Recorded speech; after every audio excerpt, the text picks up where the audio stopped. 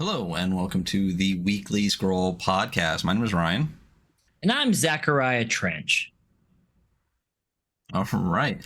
And tonight we are going to be going over The Company from Logan Dean. I do not have it physically in hand because I think the last print run was like 2 years ago. But hey, do another print run because I really want it. It's very rare you don't have it in hand for the show, you know? It really is. Like, I genuinely almost have everything. And if I don't have it, I'll spend way too much money to get it. Be scouring eBay. Yep. Definitely spent too much money on eBay on a couple of games. I found the Spire of Quetzal, which I was supposed to get from Free League. But they fucked up and gave them all away before they fulfilled their Kickstarter. So I spent too much money to get one of those. So that's fun. We're already off topic. Woo! Hey, listen, this is how it goes. We got a couple minutes of bullshit here in the beginning. For those that are unaware, also, we have started side quests. Definitely want to go check out our first episode with the guild, and we got a couple coming up soon. We're just trying to reschedule our Mouse Ritter game of side quests, and then we have a couple fun ones coming up in October. Excited for that. And Me too. I'm also excited to, in a month or two, live in a state where the power doesn't randomly shut off for 5 hours. So yeah, really that'd be dope.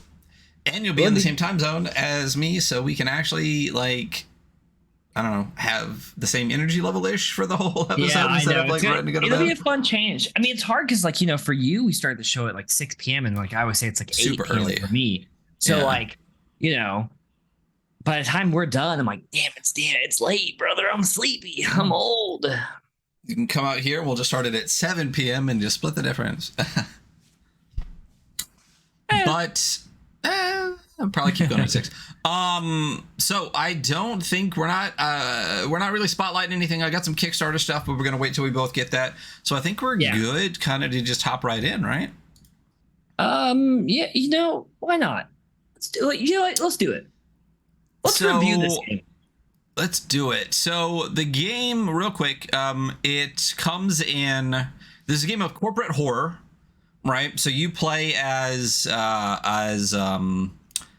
corporate response teams of like a rich corporation to like horrible shit. But it comes in 3. I'm gonna call it 2 books and then like an extra bit. So we'll go over both books and then a little bit of the extra bit too, because honestly, this is really short all around. But let's actually kick over and look at it.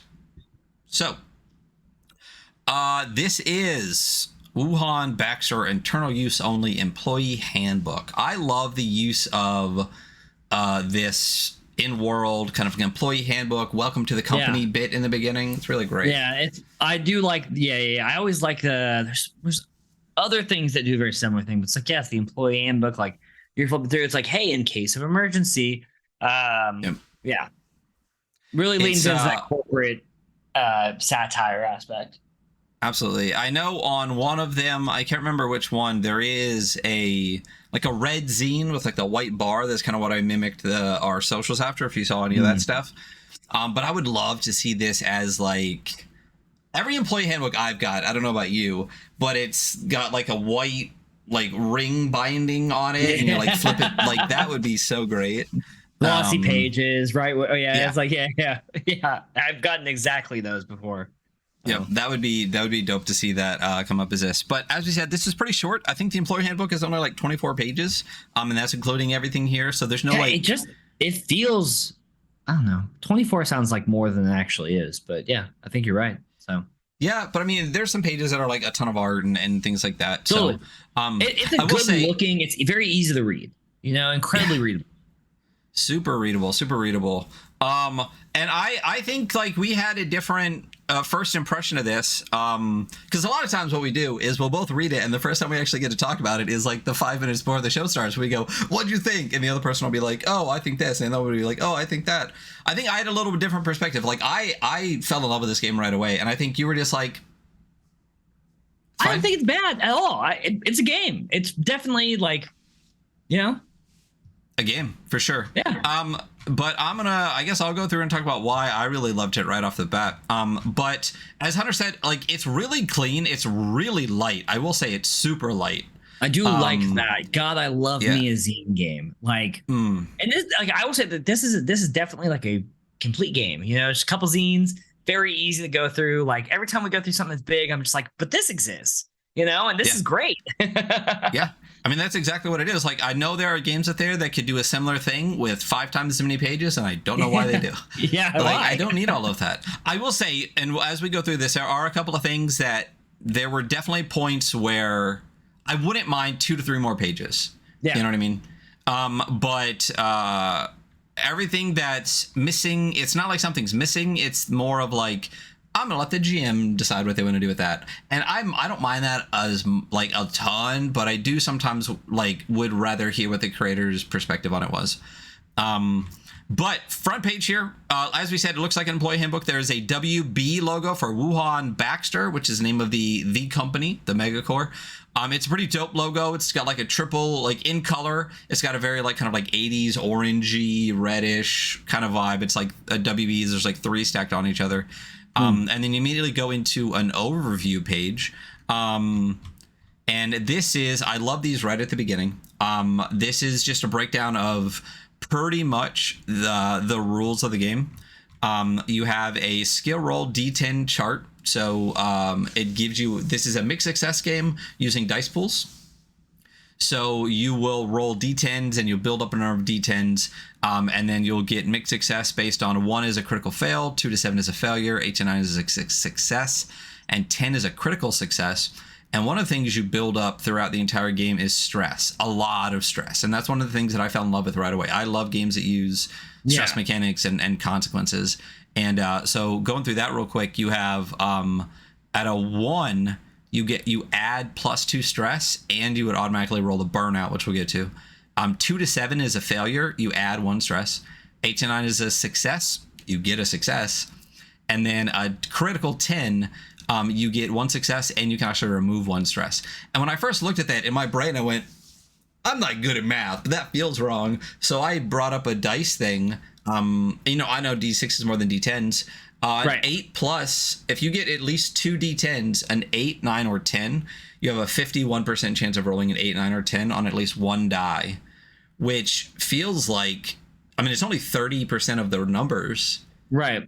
But it's a 50% chance, which is interesting. I like the D10s versus the D6s, and gives you a little bit more spread, I think, which is interesting.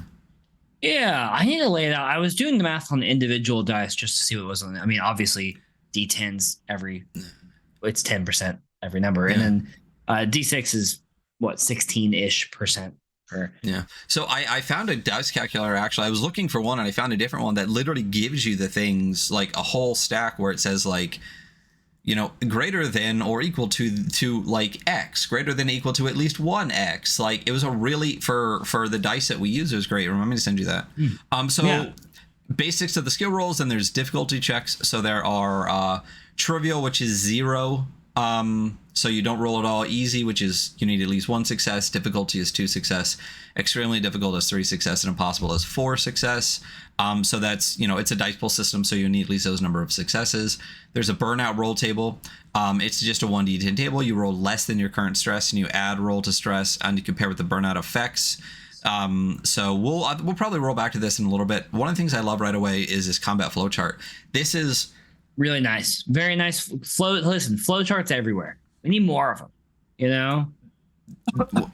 This is what I wish was full in Blades in the Dark. Yeah, and when I saw this, I was like, that's what Blades in the Dark needed. Pretty immediately. So real quick, no, we'll go over combat later, but you'll see this combat flow chart literally right on like the first page of the freaking zine, and I love it's right there.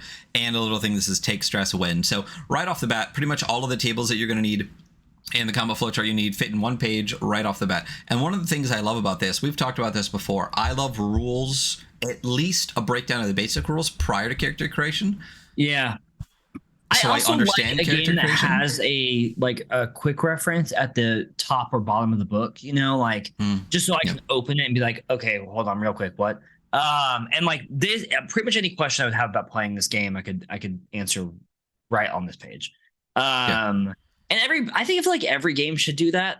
Even if there's a bigger, more like complicated system, like I definitely think there's a way to put 2 pages at the back of any book and just be like, here's the most basic, like how this game works, like mechanically. And you're like, okay, cool. Yeah. Yeah, absolutely. I mean, I just don't find any reason not to. Like, a perfect example is Merkborg. Like, yeah, it really is. The in pages are just, yeah. Yep. It really is kind of simple. And like, I couldn't think of any reason why you wouldn't do that. I mean, especially because like a lot of people put out books where a big thing is like, oh, we want this to be very usable at the table. We want this to be very GM runner friendly or whatever, you know? And it's like, well, then put a quick reference like at the back or at the top of the book, you know? Yeah. Yeah. You know, and it's nice when it's on the in pages too, because like I was saying, like one thing that popped, Merkborgs are on the in pages. Yes. Because it makes the book like the easiest, unless you have like a weird binding or something, the book will open easiest and stay open easiest with just the cover. So the fact that it's on the in pages makes it super helpful. But anyway, so there's the overview. And then we get to a welcome page, which is more in-world employee handbook fun. Really love this. Again, like, it's interesting too that they use it. I feel like they use it in a really good way here. Like if the book was longer, they could maybe convert this into like the whole thing written like an employee handbook. But I like how it's just a couple pieces in the front and then it just gives you the rules. So it says welcome. On behalf of the board of director, you know. Yeah. Welcome. No, we'll just read this here. Welcome to the Wuhan Baxter Corporation! !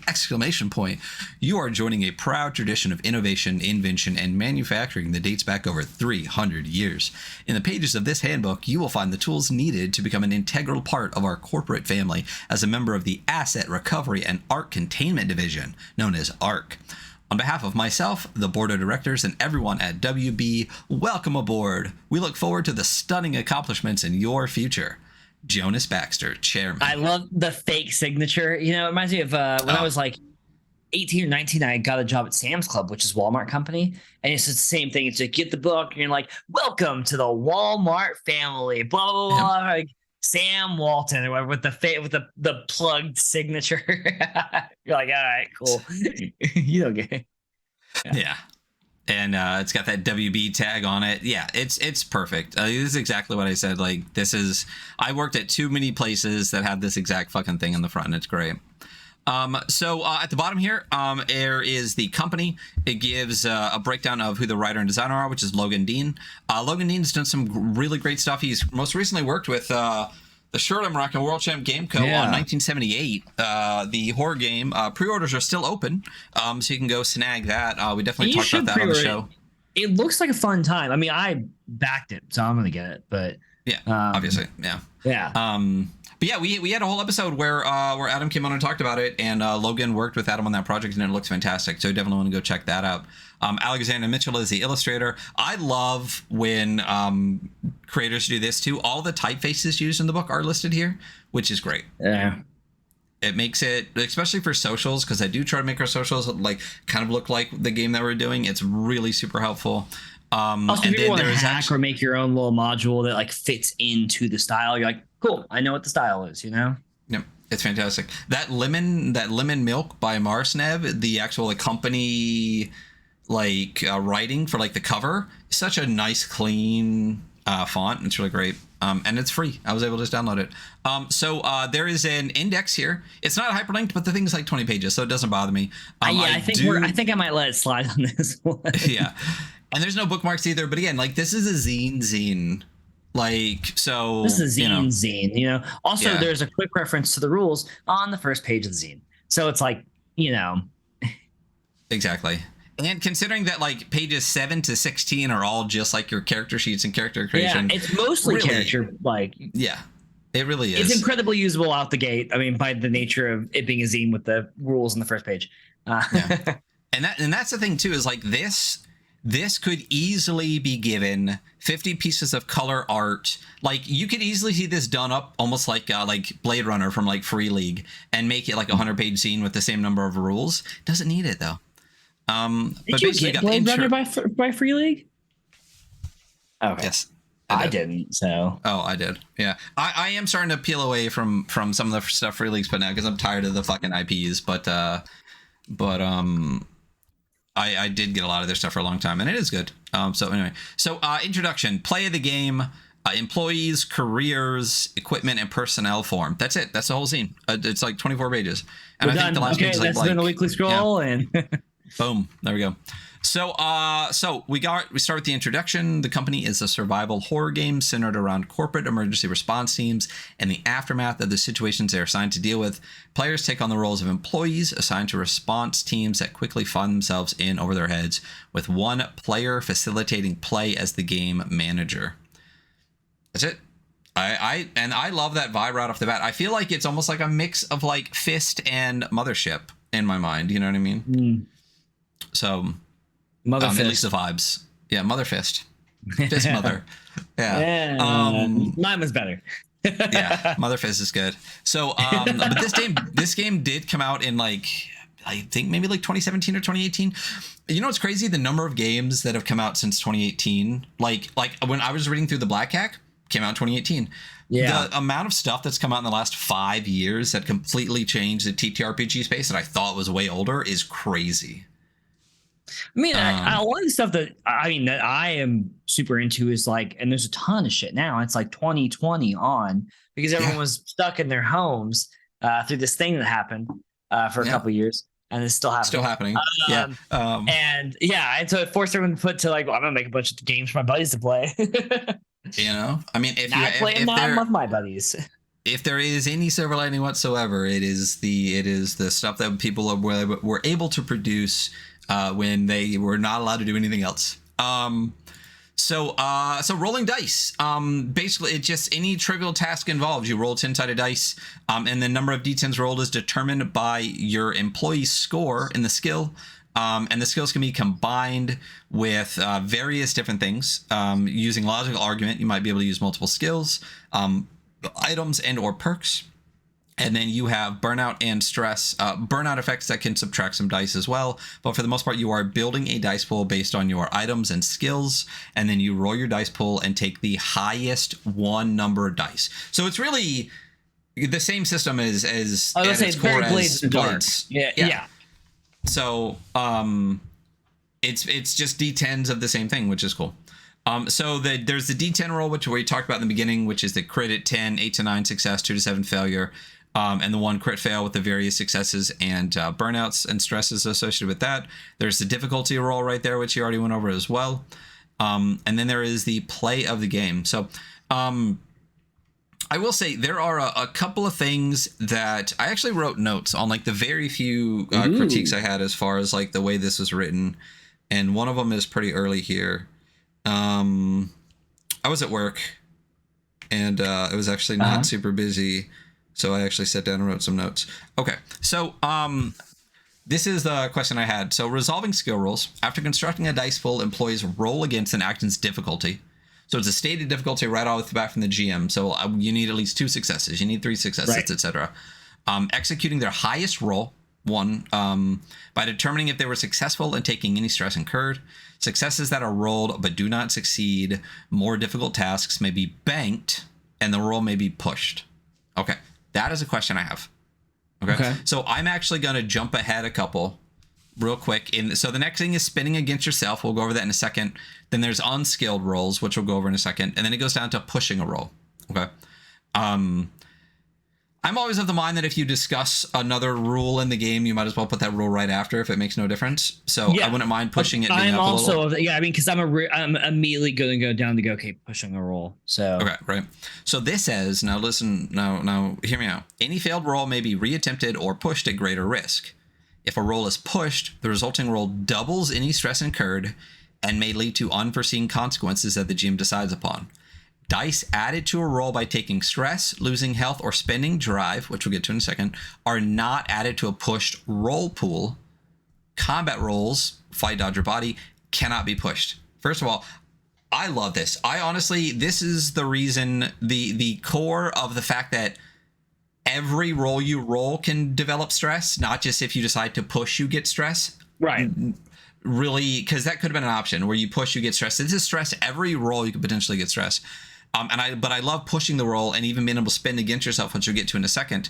But the thing is, in the pushing a roll section, it doesn't talk about banking or what banking is. I assume it means that your successes can be held, but it's weird because that this I feel like the rules for that is kind of across two different little sections here. It is. I wouldn't mind it. I see it like it's like the last sentence of resolving, and then it's referred to in pushing. I wouldn't mind being like banked. Like, if you roll 3 successes on a 4 success needed, then you can slub it hold and 3. bank. Yeah, hold those 3. Right. Yeah.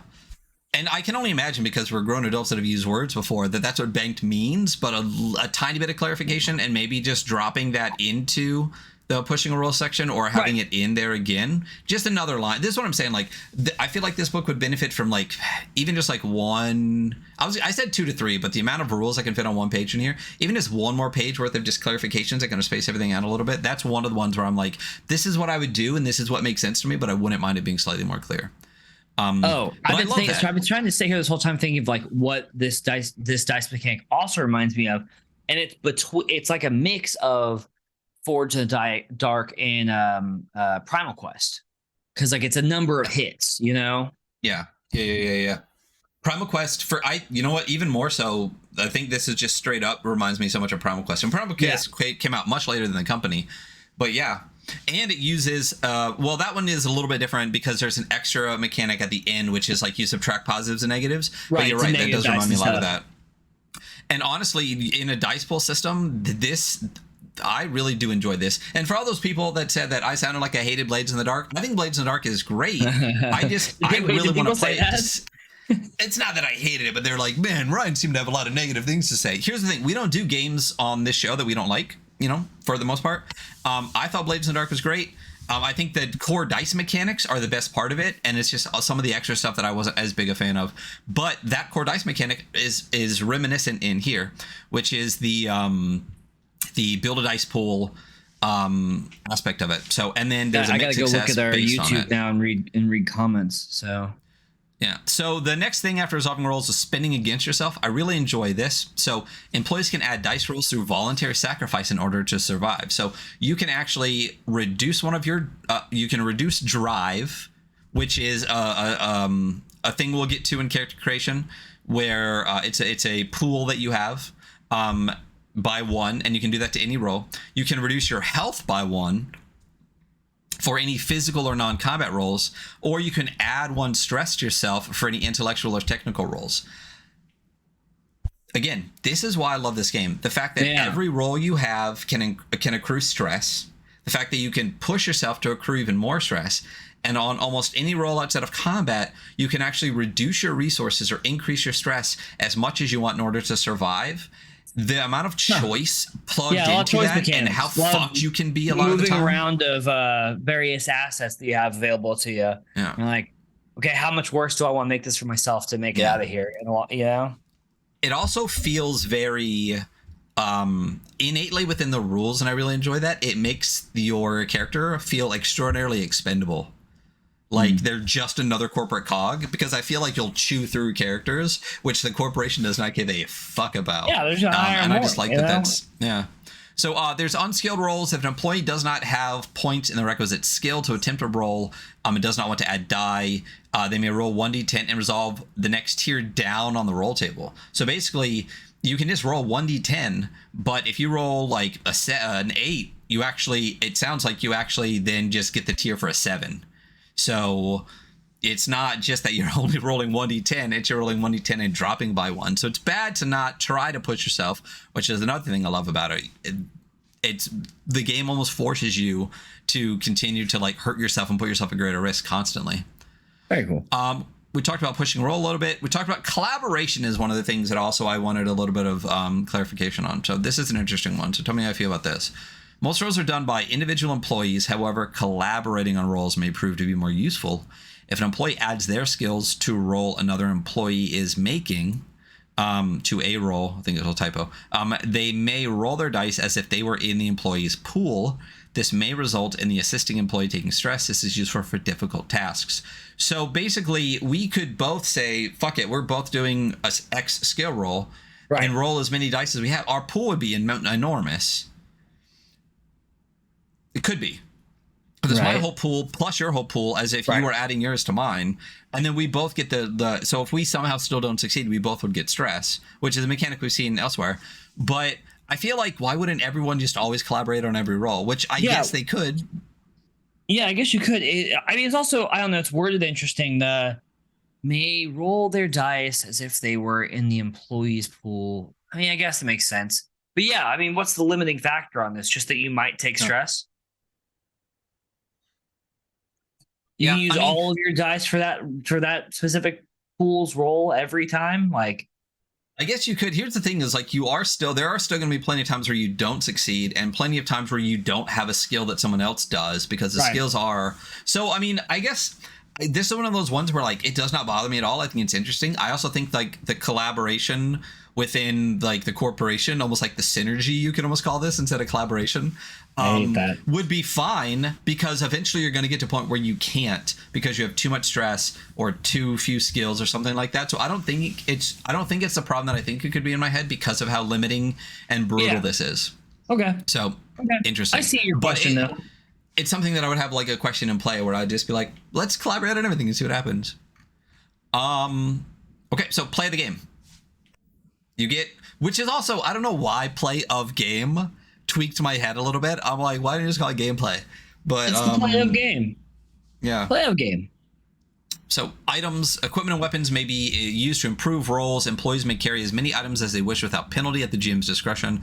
Most firearms expend 1 round per turn. So that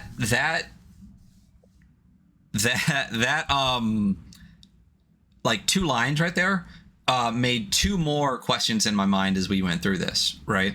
So equipment and weapons may be used to improve rolls. So there's an equipment block later that tells you how to do that, right? It says employees may carry as many items as they wish without penalty at the GM's discretion. So that's pretty broad. There's no inventory system. I wouldn't mind one though, because listed later in the equipment section is the weight of everything. So, and I did read through the comments on itch, and they basically, and I believe Logan said, leaving that part up to the GM. That's one of those ones where I'm like, I would be totally fine if you didn't, and you just give me like at least a rough something. You know what I mean? Well, I think legally to work in this position, you need to be able to lift at least 50 pounds. Right. And be flexible. And okay with fast-paced environments, adaptability. But yeah, so that's one of the ones I had where I think he specifically said, like, I left it up to the GMs. I wouldn't mind if he didn't, and just give me an inventory system. Right. Just give me slots equal to body or something. You know what I mean? Like, just like anything. You know. Combat's broken into turns and rounds, which is fine. A turn is individual. Yeah, we know what turns and rounds are. So this is a game where I've never run a game like this, but so many designers design it like this. Have you ever actually run a game where you re-roll initiative at the top of every round? No, I never do. I offer it. I'm gonna be honest. I offer it to every table where we're playing a game that offers it, and I've never had a table say, I was like, hey, listen, we can do this. We can roll initiative once and just play out, or we can roll initiative every round and just redo it. And almost every table, I think every table I've been at has been like, no, once. You don't want to, no. Well, I don't want to do it every round. Yeah. I'm already tracking numbers. The interesting thing I think about it, and why I think a lot of people like it, is because it will change the flow of combat every time, because different people go first and last. Maybe I should try it. I think I give it a choice in my group, but those guys are smoking and drinking the whole time, so they're like, no more details, man. Yeah. I think the best initiative I ever played with, the most fun, was actually Death in Space, where everybody just chose who went next. Oh, I forgot that was how Death in Space works. That's a fucking great idea. Dude, that was one of those things where I read it and I was like, I don't know about that. And then we played it and I was like, that's the most genius fucking thing ever. I love it. It made combat so interesting. So the way it works in this, at the top of a combat round, all employees in the GM make an aware roll, which is just the number of D10s equal to your aware score. So you get, the thing too is like, just like other things with like whatever, you can raise your awareness and actually get more. So you could go higher in combat each time and stuff, but it's a number of D10 equal to your aware score, and the employee with the highest roll on a D10 acts first, followed by the others in descending order, including the GM. Ties and away rolls, the employees just decide. And if the employee ties with the GM acts first, which I love. Again, fuck the players. On their turn, an employee may do 2 of 3 things. So going back up to the top, we'll scroll up after we finish combat just to peek at it again. You get 2 of 3 options. You can perform an action, you can move, or you can attack. No Oxford comma here. Only one of each may be performed per turn. Complex actions may take multiple rounds, which means you get to do 2 of those, but you can't do 1 twice. You have to do 2 of the 3. So move and take an action, move and attack and take an action. I like that. I think that's really interesting because there's a lot of times where you would like to retrieve an item and attack, and if you could just sack a move instead, like totally. That's interesting. I absolutely would. Yeah. So it's interesting to do 2 out of 3, but not 2 of 1. The only thing that I would possibly allow, but it doesn't really work in this game, but maybe in a different game, is move twice if you want the concept of like sprinting away or something. You know what I mean? But that would be the only thing I would allow twice. But even taking 2 attacks would be interesting use of choice and stuff. But I really like how this is super light. You just pick 2, do that, and then just move on. I like that a lot. Actually, it's funny. In this game called Adepts that no one's ever played except me because I wrote it. My table played it, actually. This is how combat turns work. You have 3 options, and you can take 2 of the 3, but you can't take any one twice. There you go. And it works. Actually, I think it works really well. So. Well, how about when you get to the West Coast, we actually start working on that again, and you get that shit done. We should. So the next is when attacking, the attacker makes a fight roll, adding any skills or items. Each success counts as a hit. Critical successes count as 2 hits. Attacks do not incur or relieve stress. So combat rolls are pretty much the only thing taken out of the whole concept of stress and burnout, like all of those kind of things. It can't get rid of stress. You don't gain stress. You can't push rolls. You can't do any of that stuff with it. It's its own rolls, the same as everything else. There's just none of the extra stuff added to it. I like that. And I like when games have this idea of like, you don't have to worry about like how much damage a thing does or whatever. Any successes you have is a hit. That's 1. I like that a lot. And if a weapon's more powerful, you can just give them more dice to roll, which gives them more options for successes, which is interesting. The defender may roll either dodge or body to avoid the attack. Dodge to avoid, body to withstand. What? Nothing. Oh, you said body. They said, and then I was like, wait, what did you say? So yeah, dodge or body. Each success that the defender rolls cancels an attacker's hit. Defense rolls do not incur relief stress. So that's interesting. So you're literally doing your number of successes versus their number of successes. Versus theirs, yeah. I like that. Yeah. I would be curious maybe adding something of like if you actually roll more than them, if you're able to do damage back. That way you can do damage both ways each time, kind of like Durf. You just dodge so well they hit themselves in the face. Yeah. There you go. Yeah, I guess you're right. It wouldn't make sense. So when an employee takes hits equal to their current health, they fall unconscious. Employees may die while unconscious if they incur more damage or are not stabilized by the end of the round. That's why the company has insurance, employees die. Here's the thing. If they make money off of every employee that dies, is the whole reason for the ARC team to just go mill through employees and make a ton of money? Yeah, it could be. Surprise. It's an insurance scheme, There you go. Listen, use life insurance while you're alive. That's what Instagram keeps telling me. The GM may ask for an aware roll outside of combat. On a success, an employee may make a dodge roll to avoid being surprised. Like that. Healing. After a successful first aid or medicine roll to an employee or a survivor NPC, the target gains 1 HP per success rolled.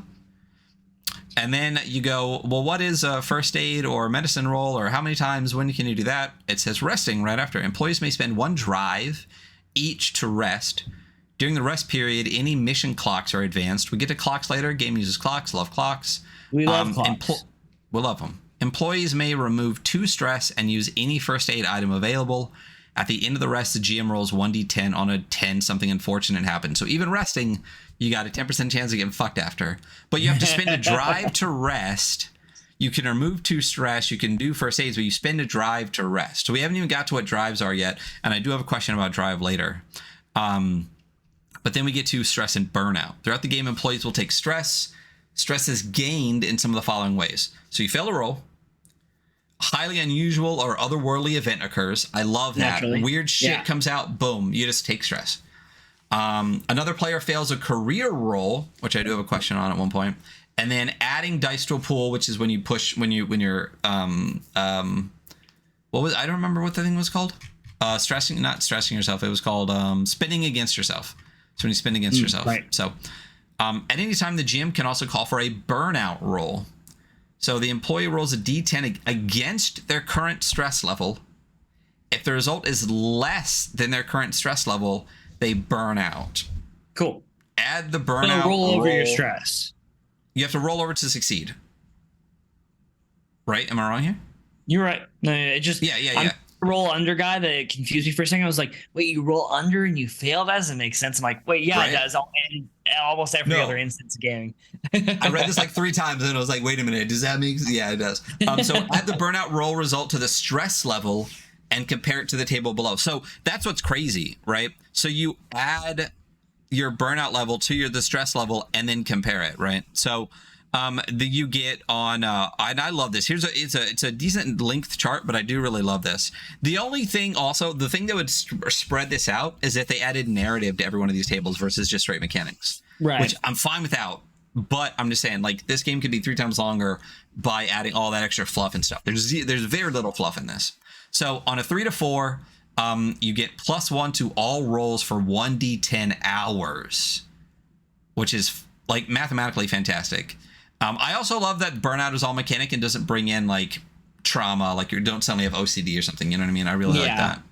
5 to 6 plus 1 to all. BPD, and it's like, okay, well, fuck you. Yeah, I mean, I think most games are moving away from like the shitty versions of that. We've definitely moved past it a lot. So, but I do like the mechanics of this, and then I would just say, tell me why, what do you got going on? Like, definitely can bring a little bit more narrative in that. So 3 to 4 plus 1 to all rolls for 1d10 hours, 5 to 6 plus 1 to all rolls for 1d10 minutes, 7 to 8 minus 1 to all roll for 1d10 minutes, 9 to 10 minus 1, minus 1 to all rolls for 1d10 hours, 11 to 12 plus 1 stress when a teammate fails a roll for 1d10 hours, 13 to 14 gain 2 stress, nearby teammates gain 1, 15 to 16 plus 1d10 stress, 17 to 18 attack the nearest teammate, 19 to 20 plus -1 health when you gain stress for 1d10 hours. So every stress you get, you also lose health. You're fucking toast. You're burnt. I love the when your teammates fail, you gain stress. That was fucking hell. Because every time someone rolls, you're like, don't fuck up. Yep. I love that. And that's kind of how career roles work too, but that's a question I have about career roles. But yeah, I think this is such a good burnout effects table where again, you, much like any corporation, you will be at a constant amount of stress all the time. Yeah. It sounds just like a job. Yeah. So the employee section here, and then we get to the careers, which is the other thing I have a question on. This has 2 things that we constantly talk about loving, and that is flowcharts and a numbered list for character creation. Oh my God, look at you. Make it like I need guidance because I do, Yeah. Well, even just this like colored box off to the side. How many times have we said with layout, you don't got to get crazy, but if something is important, make it stand out a little bit, just throw it in a box. Who doesn't love a box? We all love a good box. Employee creation, you are now going to build your Wuhan Baxter employee profile. So why don't you build a Wuhan Baxter employee profile? Bud? Oh, I would love to. Let me pull up Cool. So while he's going through that, I'm going to go through the skills and career skills list real quick so that we're reading this, you guys can understand it. So there's 10 skills, which I love because everything's D10s. Why not have 10 of everything, which is great. And there's 5 career skills here. So you get in your primary skills, you get body, which is strength and resistance, dodge, which is the art of avoidance, fight, which is combat and knowledge of combat, first aid, which is field medicine, guile, which is deception, persuasion, or intimidation, hack, which is computer mechanical manipulation, repair, which is fixing things and making new ones, Research, which is observation, critical thinking, compiling. Search, which is looking for clues, patterns, connections. Sneak, which is moving quietly or attempting to hide. And then you have your career skills. There's 5 of these. There's combat. It says training helps in avoiding fights as much as ending them. There's engineering, which is buildings and machines are organisms. Medicine, knowing how a body works is the first step in fixing one. Science, the universe operates as a set of rules. And tech, computers and machines were made by people and can break just as easy. My question as we go through this, and we'll talk about it kind of, I guess, at the end, is when would you use a primary skill and when would you use a career skill? And the biggest example I saw is, when would you do a combat role versus a fight role? Okay. Oh, you know okay. What I mean? Yeah. I don't understand really the purpose of the career skills when they're almost all kind of like reiterated in the individual skills. So tech, for example, you have like hack, repair, you know what I mean? Like they feel like sub versions, but like there are career skills, and when you roll a career skill, the people around you risk stress and stuff. It's just like, when would I roll a combat role versus a fight role? And when would I roll like for example, like a first aid role versus a medicine role?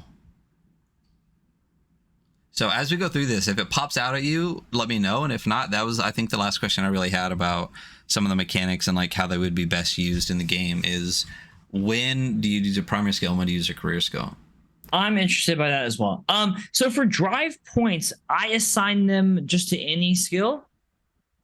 So so let's go through the thing here. So number 1 in your employee creation is you choose a career from the following pages.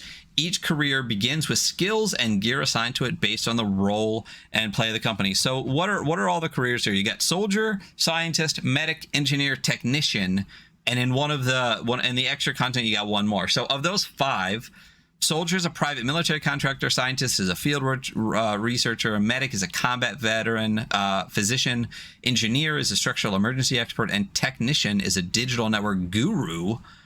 Which one are you taking there? Let's do scientist. Let's be a little science boy.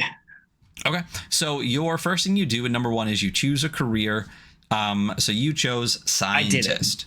Woo. Yeah, right. Woo. So number 2, you assign 2 drive points into skills. So my question with drive, also, this is the last question I had really, is how much drive do you start the game with if you're doing initial character creation? Because there is nothing in here that says how many you start the drive with. And there's times where you can use drive in game, but you don't earn drive until the end of a mission. So is there a set amount of drive that you start the initial game with? Because after the first one, it doesn't matter. Your drive carries over. So right. you know how much drive you have. Right, because drive is a tool you can use, but it's also what you spend to gain XP.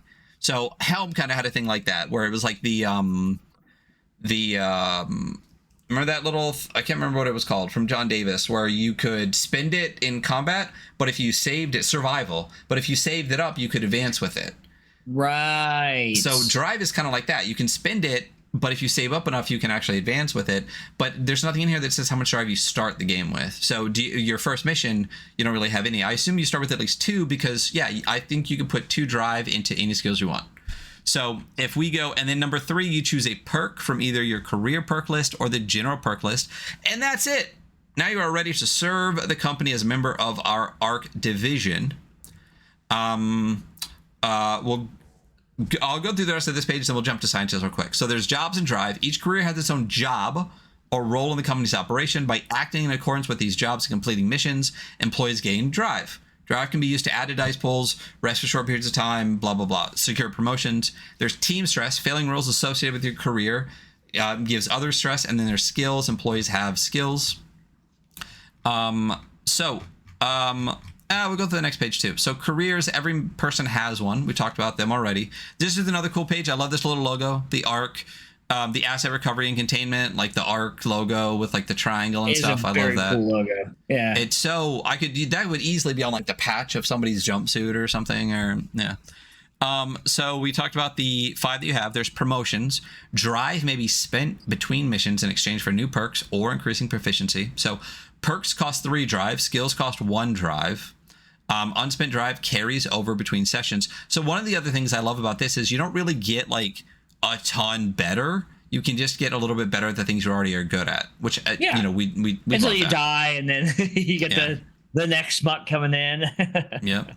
So general perks, every employee can benefit from advanced training. These perks can be taken by any career. So there's 6 right off the bat that anyone can take anytime they want whenever they get perks. So there's Deadeye, +1 when fighting ranged, CQC, which is close quarters combat, +1 in melee. There's Tough, so you get once per mission, you can push a body roll with no penalty. There's an experimental serum, which is you gain 4 max health, start each mission with 2 stress. Listen, that's your max health, not just like the total health ever. That's a max you can have all the time. Fuck yeah, I'll take that in a heartbeat. Yeah, it's not bad. No. Survival anxiety. Once an hour, push a dodge roll at no penalty. So listen, you got so much anxiety, you can just like your flights. Yeah. And then consummate professional, +1 drive when performing your job. So being able to constantly get drive all the time would be dope. But I also don't know, is that at the end or is that like real time? You know what I mean? So jump down to scientists. So first of all, I love these sheets and the like basically 3/4 art and there's layout of them the whole time. Each career gets 2 pages. The first page is like the basic stuff with a little write-up, a huge piece of like cool zoomed in art, and the second page is like a character sheet. So the scientist has a great page here. So what is a scientist? Oh, a scientist? Well, WB engages in research and development in virtually every emerging field known. As such, our scientists are second to none. Asset protection employee scientists with versatile knowledge in order to be prepared for any situation. Boom. Beautiful.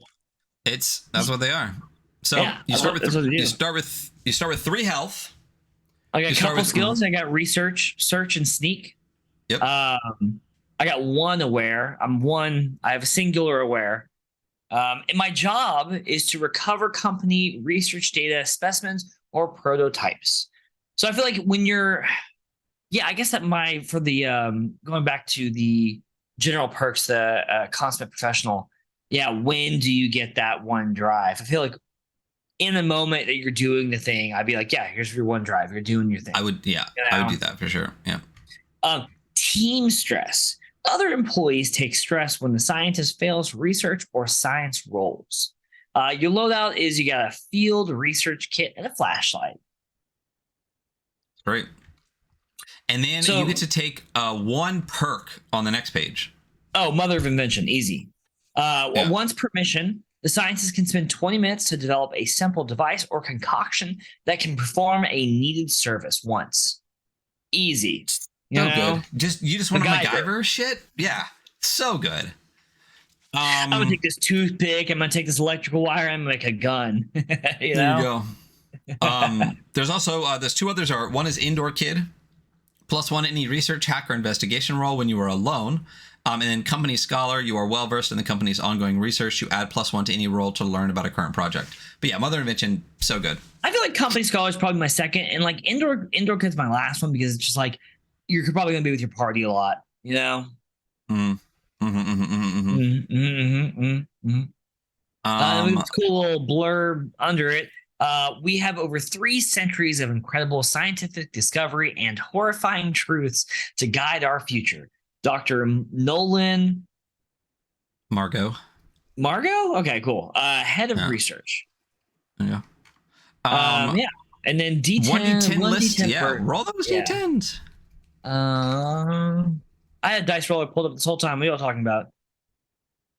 I rolled a 7. I have a folded textbook page.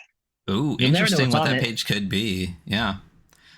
There's really, I love the personal items. When you can just throw lore into little tables like this, it's great. Like the antique snake oil vial, the patch that says control group, laminated scientific method card. They're great. So, and then there's like a half-page character sheet on here. It gives you name. Your career is already listed. Your health is already listed. There's 2 big open circles for stress and drive. Your aware is already checked off. Your initial skills, research, search, and sneak are checked off. Your career is checked off. It talks about your job. So secure and remove company, blah, blah, blah, et cetera, et cetera. Your team stress, it talks about when it says you fail stress, when you other employees gain stress when they fail research or science roles. Okay, so again, here's my question: how much drive?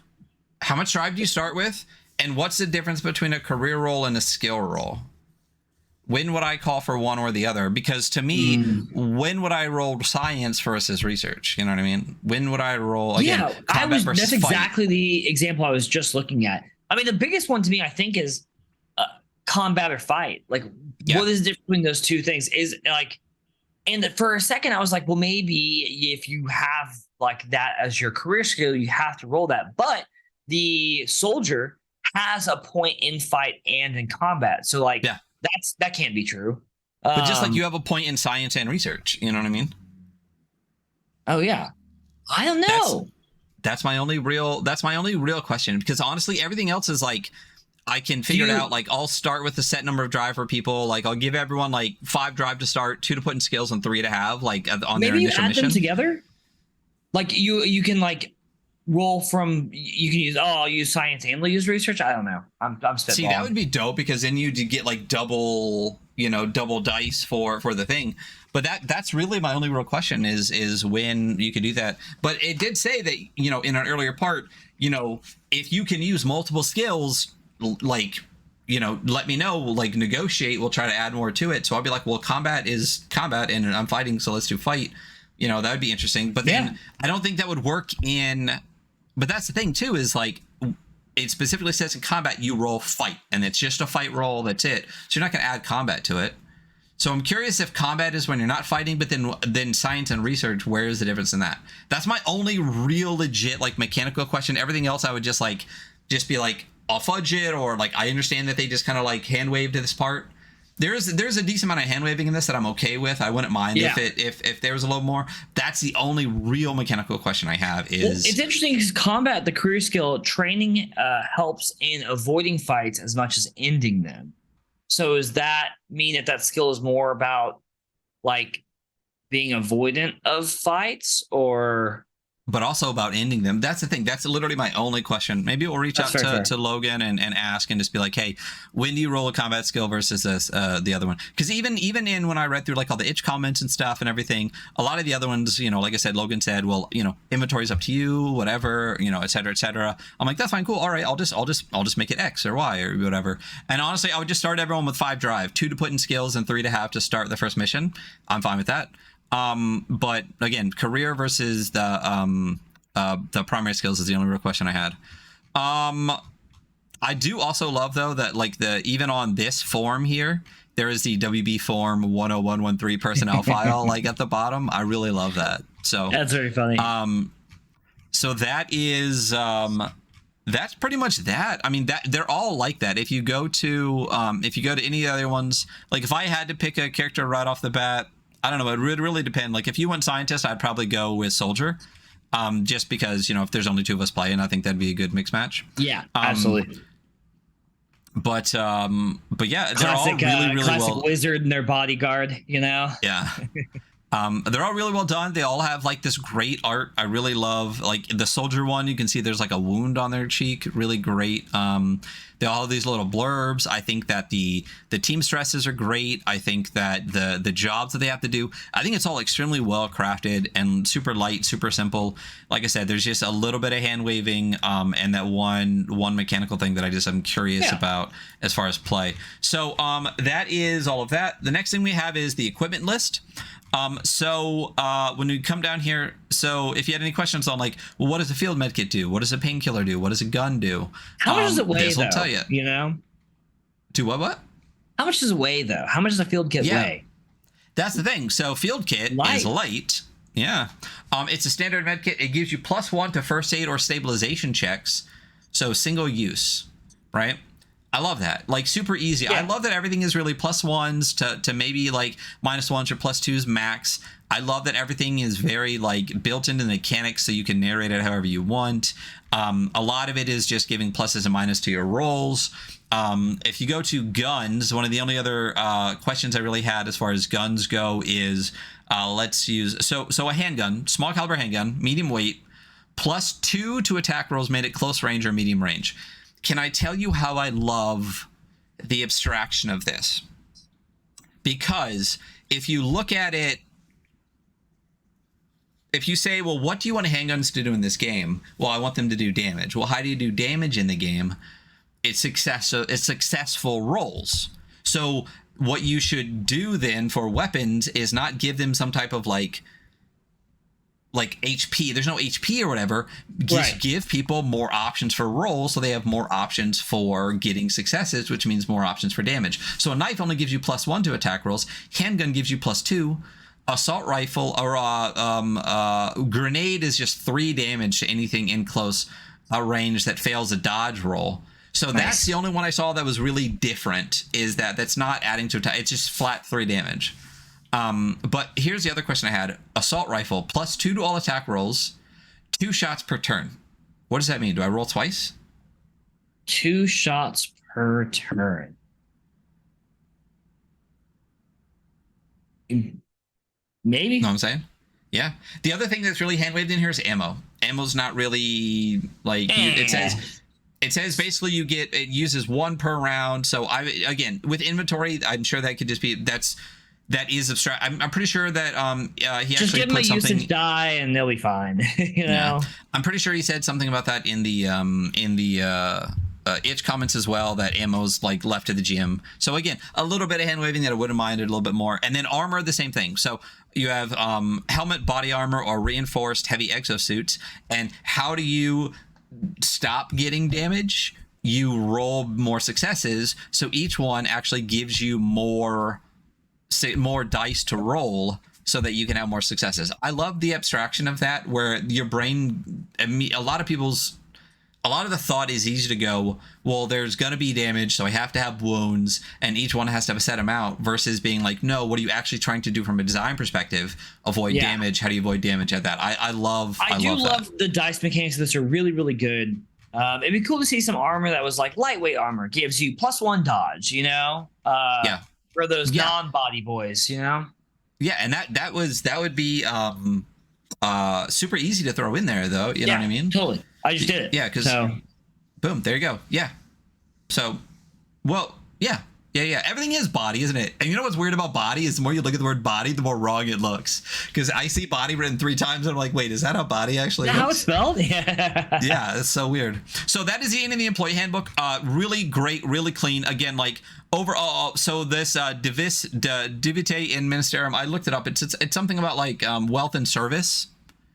I love that as the last page, just as like a corporate like I love that. So that's the end of the employee handbook. Again, like I really love the dice mechanics in this. I'm a huge mechanics person. I know a lot of people, especially a lot of the discourse and stuff, is all about like narrative and story gaming. I love dice mechanics. I love engaging with the mechanics in a game. I know you love mechanics as much. I really love the mechanics in this, and I think it's almost like the smidgest bit too light, where there's like 2 things that I would say hand wave a little bit less, which is inventory and ammo, and then just the question I have about career skills, and that's pretty much it. Otherwise, I really love this. I hope you should definitely reach out to Logan Dean, because I want to know too about the career skills. The only question I have. The next one we have is the management manual. So the vast majority, and I don't think you said you didn't really dig too deep in the management manual. I didn't really right? dig into this one. Yeah. So the vast majority of this is intro adventure, which is fantastic. But I do like that. So there is the overview page again, which is the combat flow chart and all of that kind of stuff. There is a different welcome page here. This is congratulations, you've decided to join the ranks of Wuhan Baxter's executive management program. This is a noble undertaking. WB managers lead our various teams and departments to success and beyond. Under your guidance, employees will achieve and contribute to the grand tradition of greatness that this company has stood for over the past 300 years. Who knows, some of those employees may become managers themselves one day. On behalf of myself, the board of directors, and everyone at WB, we salute you on your continued journey of leadership and innovation. Lydia Sinclair, Director of Operations. It's fucking so painful. It's honestly unbelievably painful to read. It's amazingly well done. It's perfect, honestly. No, like it really is. I hate it so much. Yeah. So this is a noble undertaking. Oh. Yeah. Yeah. But when you read the company history, it's even better. So you get the company history, which gives more lore into the world, which I really love. There's introduction and manager roles. All of that takes less than 6 pages. And then from 6 on for the rest of the thing is just the Eardice incident, which is a really good, thorough breakdown of an adventure, how clocks are used. It gives resources for it. It's really, really well done. So that's intro adventures are such a good thing for designers to use to really give their intent as far as gameplay. I agree. And the style. So I think a lot of times it's a missed opportunity too with a lot of games. So it's cool to be like, oh yeah, this one's like, it lays it out how this game is supposed to be played. I'm like, oh, cool. Yeah, absolutely. Like it. Yeah, it's really, really good. So I don't necessarily want to read the entire company history. It starts in 1676, though, when Jonas Baxter returns after being lost at sea for 17 years with a ship full of riches, a strange ship full of riches. He founds Jonas Baxter Shipping and Acquisitions Company in Crestmouth, England. Should I just read the whole thing? No. I don't care. Basically, they start a shipping company. You know what? Fuck it. I'm just going to read it. 1780. The Baxter Company becomes the richest company in the world by shipping arms and supplies to both sides during the American Revolution. Expeditions are launched to find what Jonas Baxter had called Avenues of Glory. The first legacy projects are launched. And I love how open-ended some of this shit is. Like the legacy projects. Boom. That's all you get, though. 1822, the company buys into and improves upon emerging industries, industrial technologies, and applies them to its operations worldwide. The Echelon device is discovered floating above the Atlantic Ocean. 1908, a company-sponsored archaeological dig discovers Site 55B in the Andes. Legacy projects and Avenue expeditions are combined into the research department. 1964, the Pyramid finishes its 112th sequence. Head of research Crenshaw's device is able to stabilize the gate, causing the first incursion. Security teams at the Pyramid facility hold the line. Arc Division is established in the aftermath of the Pyramid facility incident. I thought, sure. What's that movie with Stargate? I was like, they made a fun Stargate. Yeah. 1982, a number of prominent emerging technology companies unite to form the Wuhan Consortium. 1984, a consortium alternative energy experiment breaches the veil. Representatives from the Great House on the Hill meet with the consortium board members and establish the trust. 1993, after competing for years in numerous industries and clashing over more esoteric endeavors, the Baxter Company and the Wuhan Consortium announced their merger. Wuhan Baxter becomes one of the largest corporations in the world overnight. The board is reseated and the trust updated. And in the present, WB has its fingers in virtually every industry worldwide, including pharmaceuticals, munitions, gene therapy, alternative energy, and entertainment. The company's holdings span the globe with operations on every continent and a presence in nearly every country. It's an amazing timeline, and there's so much stuff where it's like, no explanation for you. The Pyramid finishes its 112th sequence. What? Yeah, it's so good. Yeah, the consortium, they meet with representatives from the Great House on the Hill. Okay. Yeah. So good. I almost wish this was in the player section because I feel like reading that first before you get into it would. Yeah, I agree. Yeah. So the other thing, though, is like I also do love how light the player's book is because it's really all the player needs. But I wouldn't mind if this was that's one page. I wouldn't mind if this was in there, too. That was a great page. So it's really funny. Page. It's like sets you up really well. And you're just like, I don't know what any of this means. But it gives you like a vibe and you can like start defining that stuff at your own table, and like, yeah, very funny. So good. It's so good. It's good. So, yeah. So there's the introduction. The company is a survival horror game. We already talked about that. So the GM is the backbone of the experience, and you have the following responsibilities: you facilitate play, you plan ahead, you manage variables. Variables are a specific thing. They're NPCs and bad guys and stuff. It's not just lowercase variables. Engage with employees, and you track time. Pay attention to the passage of time, but I also like the concept of, listen, you were 3 minutes late clocking out at the end of the day, so we're just going to deduct that from your paycheck. Great piece of art here. There is a manager rule section, so it's just a little bit of changes. It's like 2 pages on slight variants for managers and how variables are rolled. So skill rolls, challenges in the company are overcome by making skill rolls. It's up to the GM to determine them from 0 to 4. We talked about them before, from trivial to basically impossible. Employees will need to roll a matching number of successes. We got that. So stress and burnout. Throughout the game, employees will gain stress. It says how the stress is gained. At any point, you can call for burnout. Usually after taking a large amount of stress, which is 3 or more, failing a difficult task, or witnessing something horrific or mind-altering. And I love this next line. Burnout is a tool to build tension, not to punish players. Cool. I like that. Really important. But I also do love that there's specific examples given for when you could do it. 3 or more stress, failing a difficult task. So difficult or greater, I think I would call for burnout, and witnessing something horrific or mind-altering. So here's the stress, and then let's all do a burnout roll if it's super crazy, you know? Love that. So tracking time. Mission should have time limits, changes in the environment after the overtime, and consequences for wasting time. So I love that it's like you have 1 hour, but if you go above an hour, here are the consequences to beyond that. So this helps to heighten the tension and keeps proceedings moving. Clock. Sorry, let me minimize that. Clocks or dice can be used to track this. Complex actions and investigations may take longer to accomplish than others. Mission clocks are not secret. So it just gives an example, like an hour, fire team retrieval, all that kind of stuff. And then the manager rules, variables. Blood computer sentience is the best one, though. Blood computer sentience. Yeah, and it's just a D10. I like that they just throw a D10 down and be like, it's a D10 pool. You don't need to draw a thing. You know, like. Yeah. You know, I would love, like, some type of thing for clocks. You know what I mean?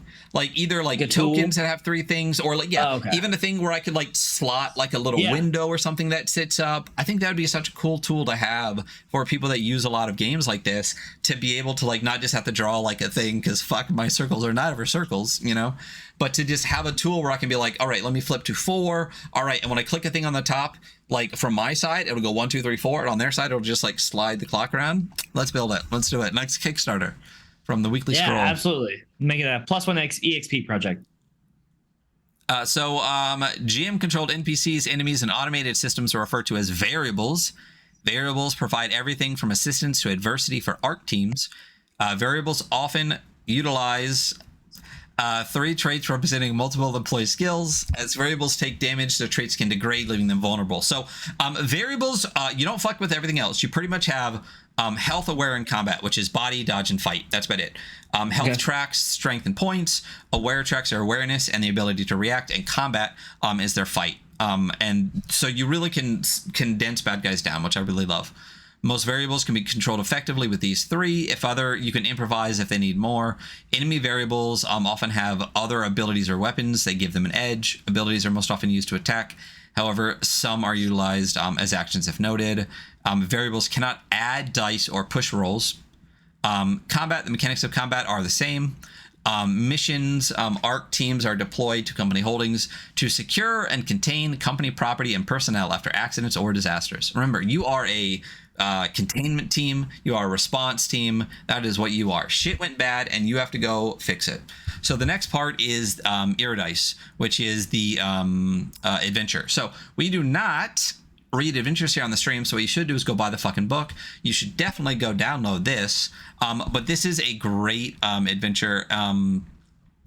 The quick breakdown, so you get a little teaser. Uridice facility is a deep sea research facility 20,000 feet below sea level, owned by WB Pharmaceutical subsidiary Novarium, and is supported by the Orpheus supply rig. That honestly already, like, I'm like, the horror in just being 20,000 feet down in the ocean, you got me already. You done fucked me up.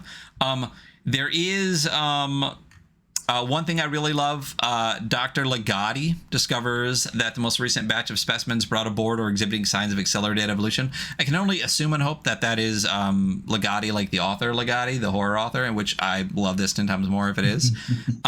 But just flipping through the adventure, as far as looking at it from a layout perspective, I love the sidebars, which has like the navigation icon keys, which makes it super easy and useful off to the side. There's a timeline for each. A quick breakdown of what just one variable looks like, so people can see that. This is a hybrid specimen. Specimens taken from the trench by the research team. Very normal looking. Right? How sick is that art, by the way? Yeah, And how that's it's a like great piece. splitting and evolving. It's crazy. Health 3, Aware 1, Combat 2. Again, that's all you need. You have abilities, Mutation. During combat, the hybrid may use an action to mutate. The GM rolls a d10 on the table below, and its attack is a bite. -1 health on hit, stage 1 infection. And then it's got a d10 table for mutations. That's it for a stab block, and I love how simple and clean that is. Yeah, I do. Yeah, this is good. Yeah, it's really, really good. It has the whole page for the infection types and stuff. And then the Airdice facility map is like this point crawl map that's like super big and numbered. It looks really, really fantastic. Just overall, the adventure is super well done. It's really well laid out. It's got on each section, it's got the icon trackers on it, so you know what's going on in each section. It's really, really well laid out as an adventure. It's got roll tables. And if you go all the way to the back, it's got a really cool breakdown for reference of the mission clocks that you can use, because you have 7 hours to complete the mission. There's an encounter item map. So like it literally breaks down the numbers of like where you can find everything and the encounters that you're going to have, and even a list for the stages of infection, which is part of it, and commendations for like the drives you can earn throughout. So like such a well-written adventure that utilizes the rules in a way where you go, oh, I totally fucking get this. And notes in the back. Very cool. Super, super well done. I did not look up this one, Divite in Poteste, but I assume that's like blessings in, I don't know. We'll have to Google it. While you Google that, I'm going to go through one of the other pieces that they have here. One of the other things you can get on the itch page from Logan Dean is the conflict resolution guidelines, which is another document that you can have. So this actually has wealth in control. Ooh, that sounds like Wuhan Baxter. So we're not going to dig through the conflict resolution guidelines. You should pay Logan Dean and download it. But this is a lot more content for the game. So there's a brave new world awaits. The ARC division has long been this company's bulwark against unfortunate catastrophe and unwanted attention. We owe our continued success in large part to the efforts and expertise of employees like you. In order to keep your best trained and informed, we have commissioned this document, the Conflict Resolution Guideline. Within these training materials, you will find a new career for employees to pursue, new and updated management options, and most importantly, 6 case studies on classified ARC operations from the archives. It is our hope that you will use this material to better prepare yourselves for any eventuality and further rise. So you get a whole new class, which is the executive, which is fucking dope. I love that you can actually be an executive. There's new employee options, which are new perks to have right off the bat, like Rabbit's Foot, Fast Track, Paranoia. There's a new items list, which gives signature weapons, extended magazines, things like that. And then there are 6 missions. You get a breakdown of those missions. There's a little bit more stuff for campaign play. Like burnout recovery, what you can do on downtime, things like that.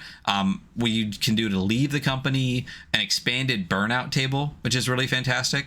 And then a breakdown of the 6 new kind of like missions that you can go through.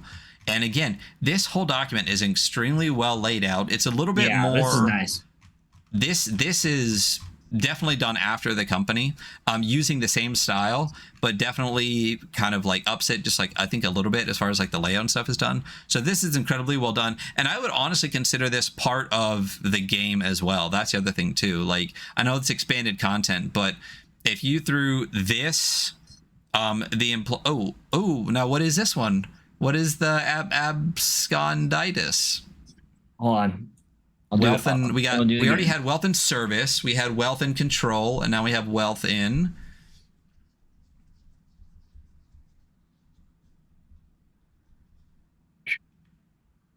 dead air people. Let's see. Wait, no, not that. Go to Google Translate and type it in, or what? I did, and then I didn't. So there we go. Keep talking. I'm getting there. Wealth. Yeah, so in hidden. Wealth in the hidden. Okay, I'll take that. Cool. So here's the thing. So so obviously the game is the employee handbook and the management manual. I would almost want to just lump the conflict resolution guidelines into that. Do we want to say that all of it is a game, or would this be like a bonus supplement? Like this is bonusy, you know? Yeah. So my question, I guess, because we didn't really talk about this before, are we doing a zine review on this, or I think this is a zine review? Okay, yeah, that makes sense. Because even if you add the second one in, it's still only like 40 pages, and it's almost all adventure. Yeah, and so much of it is like half of the first one's just character sheets. So yeah. But I mean, and then the mechanics associated with it on top of that. But I do love that the CRG signals are out there. There is so why don't we hop into the review then? So that's the game.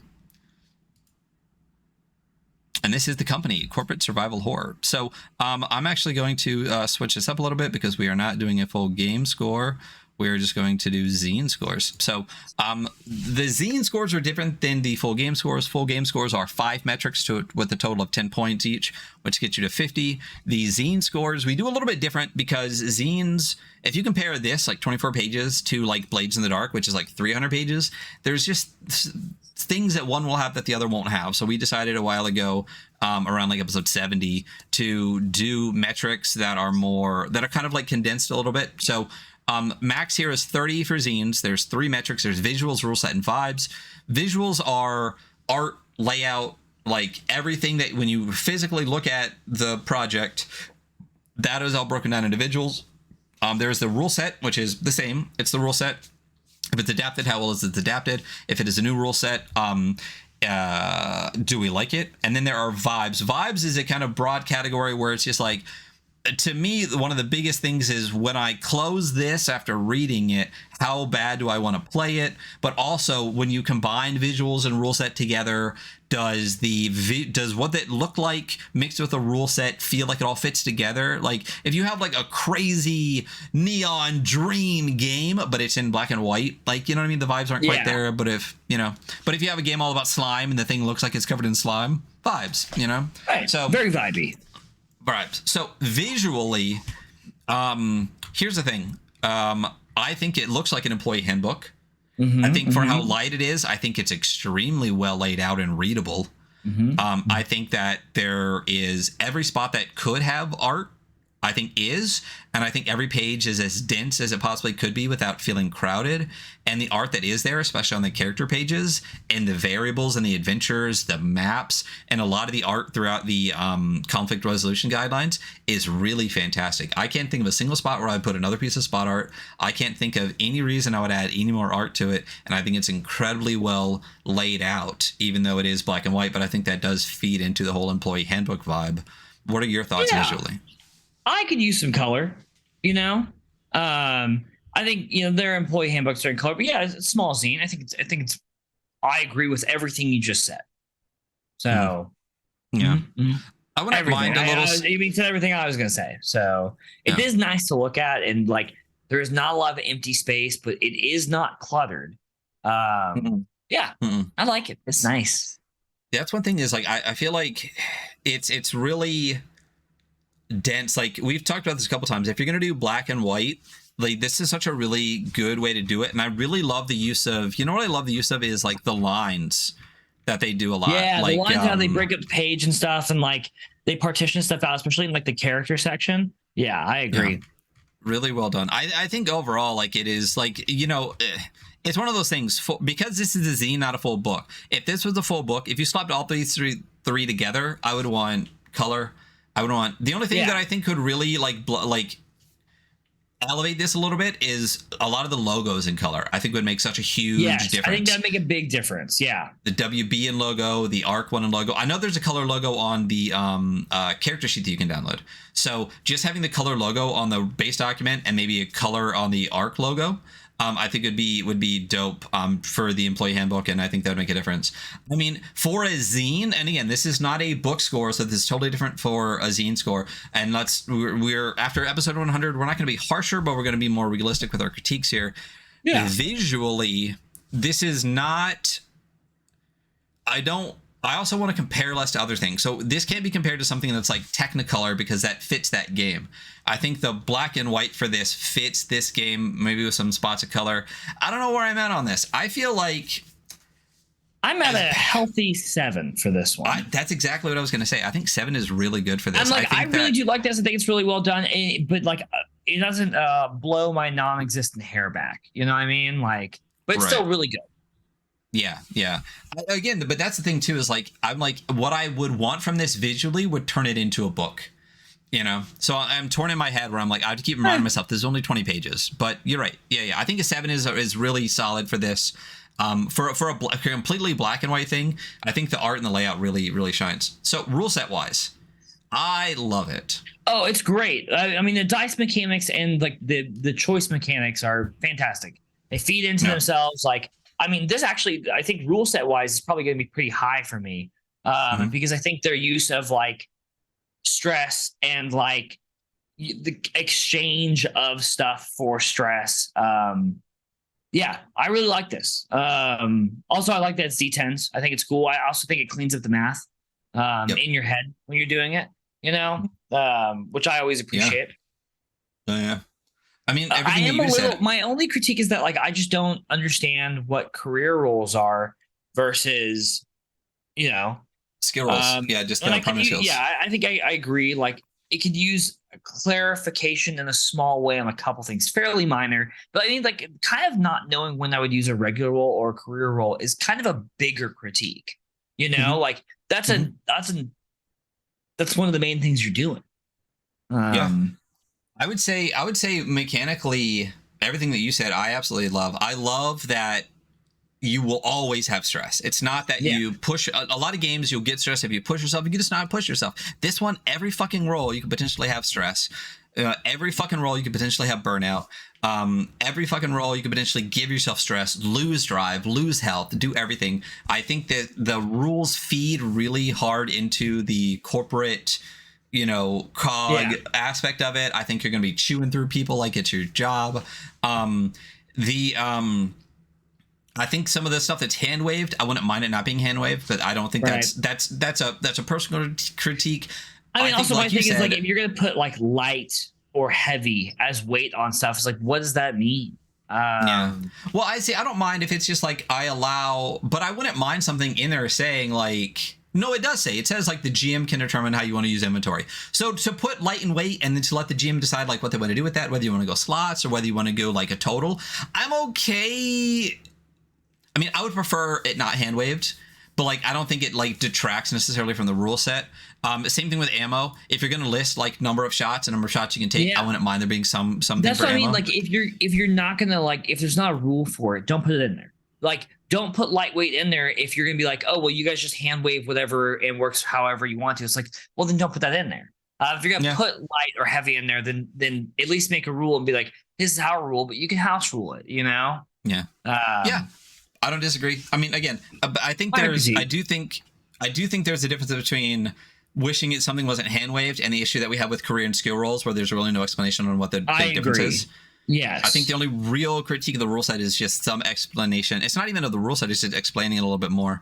But I really, like we said before, that I really love this. I want to play this.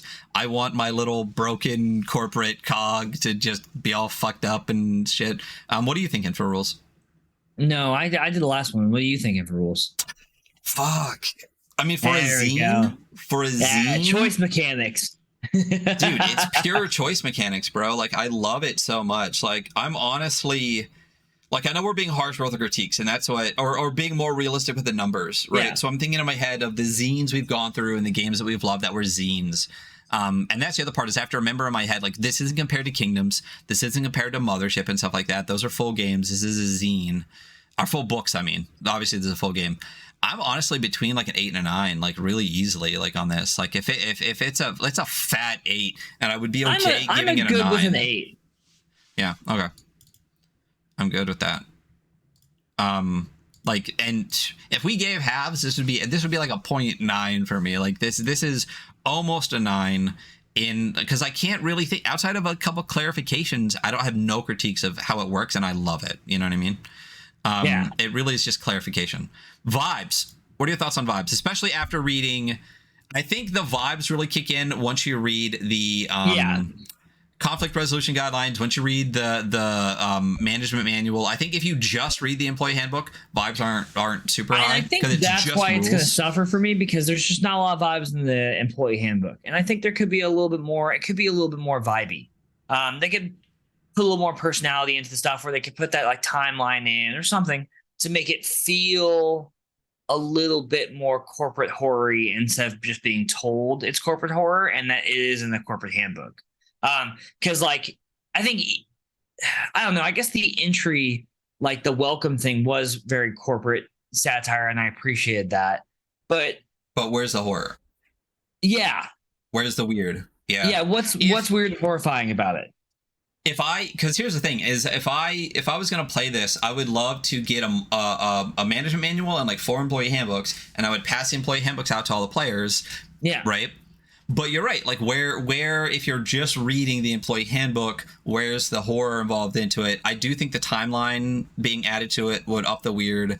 I just need more weirdness, frankly. Like, I get it. It's a really corporate satire. You're definitely like some guy who's just going to get chewed up and spit out by working with ARC. I get that. Yeah. I mean, I'm fairly medium on vibes for this. Yeah. Yeah. Yeah, I mean, if you're just looking at the employee handbook, for sure. I think in the totality of the management manual and the, but here's the thing: we decided that the conflict resolution guidelines is a supplement, so it's not the core game. Right. So just looking at, I mean, and the players aren't going to read the adventure. They're not going to read the management handbook. So yeah, that was my major thought too. It's like I'm thinking about what are my players going to read that's going to prep them for this. Yeah. Yeah. I mean. But both are both are the game if we're looking at the totality of the game. So, I mean, yeah, what are your thoughts then? I'm at about 6 for this. Yeah, I think 6 is fine. I think 6 is good. Yeah. Like, it's not bad. It's there. It's definitely there. There's some stuff there, but like, yeah, I could take more weird. Even if they just switch out the art pieces for the character sheets to like be weirder, you know? I'm okay with the art pieces, but I wouldn't mind.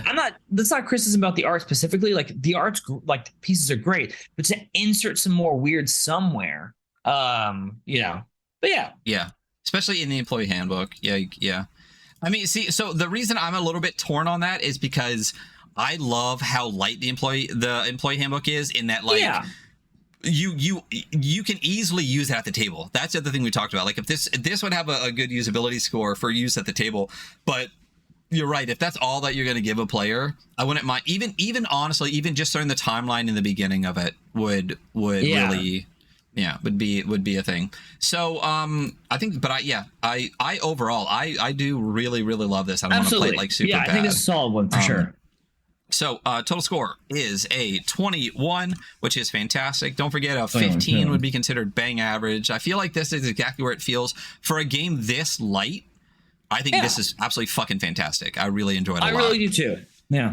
So you definitely want to go check out Logan Dean over on itch. I do believe the itch is not Logan Dean. I believe it is Megacore. Yeah. Logan Dean itch. It's mega-corp.itch.io. Yep. And I know one of the metrics here isn't value, but I will say that pretty much everything for the company is pay what you want. So, like, fucking pay the recommended, like, pay the person who made this great game. But it is pay what you want. Yeah, exactly. I mean, I think the recommended is like $15 for the conflict resolution guidelines, and the recommended for the regular one is like $20. Honestly, worth it in my opinion. You get a shitload of content between both of those. And on top of that, there's a third-party license. There's logos that you can use for third-party stuff. So there's a lot to this game. So, but that is the company. That is our episode for today.